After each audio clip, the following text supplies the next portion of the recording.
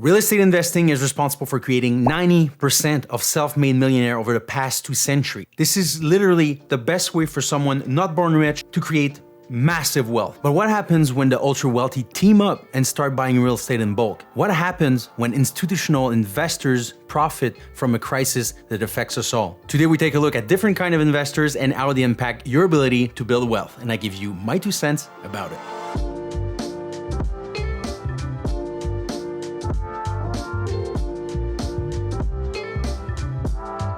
Before we start, guys, I post video weekly about all things Ottawa, so why don't you subscribe and hit the like button.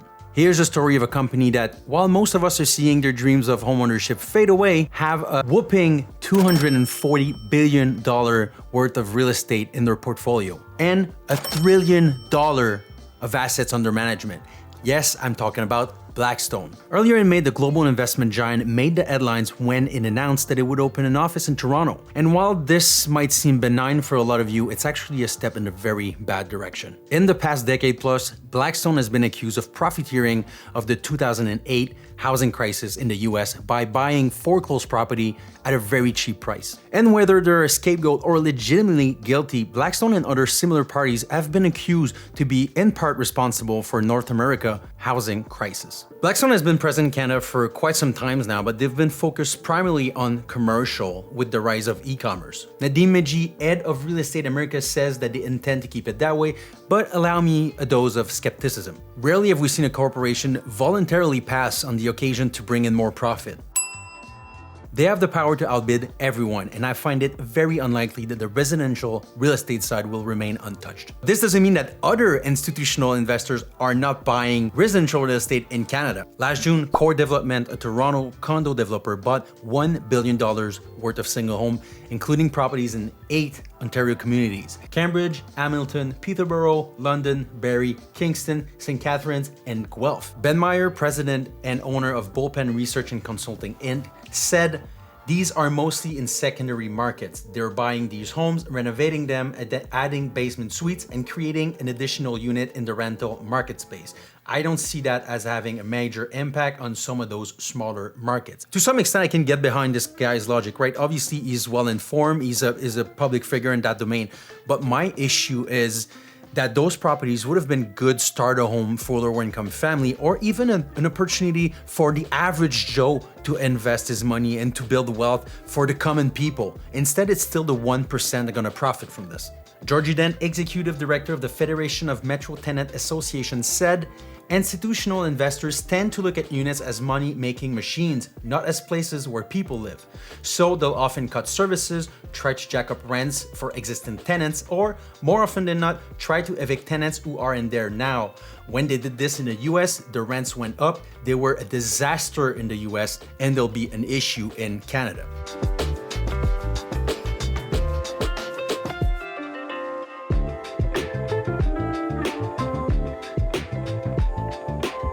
So what can we do, Henrick? Help us! We are in the midst of a housing crisis. Inflation has reached 6.8%, which is a 30-plus year record, and this whole new generation is facing a situation where they might never be homeowners. Justin Trudeau, although not my favorite person, had it right to ban foreign investors for a period of 2 years. Although there's a lot of loopholes into that measures, it's still a step in the right direction. In my opinion, this ban should be made permanent and extended to institutional investors as well, especially for residential real estate. Listen, you can disagree with me on this point, but if you don't live in this country, you have no business buying up homes that could house an actual family that lives here. But that brings another point though. What about Canadian investors? I'm sure you know at least a few people that own multiple properties. And at the risk of contradicting myself, shouldn't we be regulating them as well? In the first quarter of 2022, multi-property owner accounted for 26% of purchases made in Ontario.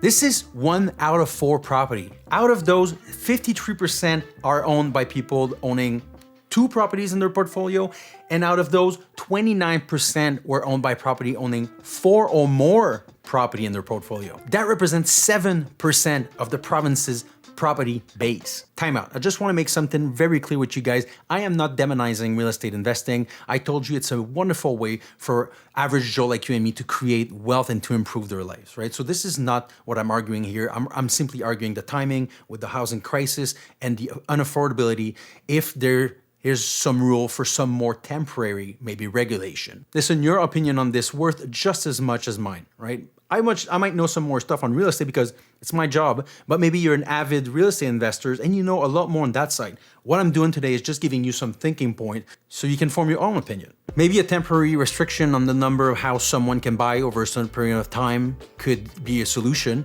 but yet again, how many homes is enough? And how many homes can you own before you turn into an institutional investor yourself? Or maybe we should let the free market decide, what's the best course of action. But wouldn't that deepen the gap between the haves and the have-nots? Can we really trust the system to repair itself? Listen, I'm sure you guys have an opinion on this, and quite frankly, I'm eager to hear it. So put it down in the comment below and start a great conversation. Listen, I do not have the answers to those questions, right? Real estate is a very nuanced topic. On one end, I would love to try real estate investing myself. And listen, I know a lot of people that changed their life doing so, right? But in a market when there's dramatic supply and affordability issue, shouldn't a fair shot at homeownership for many take precedence over the profit for a few? You be the judge of that. Fortunately, there's a lot of people paid a lot of money to tackle those very issues for us. Speaking of which, we just re-elected Ford, so I took the liberty to go over his plan to tackle the housing crisis and how it will affect you. I also made this video talking about inflation, interest rate, and where the market is going in 2022. Thank you for watching, guys. See you next week.